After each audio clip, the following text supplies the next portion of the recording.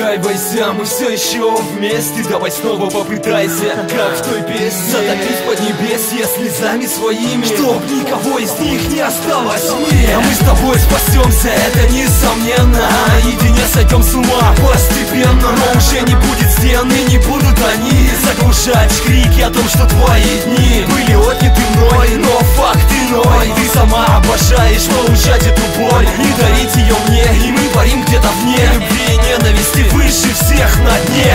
Вот на стекле от этих вздохов частых вскоре станет нас там, и не будет нас там. До очередной чувств наших детонаций, где слезы, смех, амнистия, где нотации.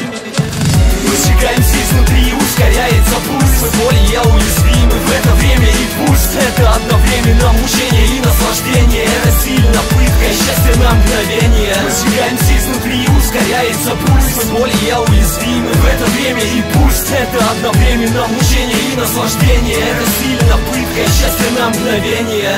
Счастье на мгновение и сильная пытка. Сильная пытка. Счастье на мгновение.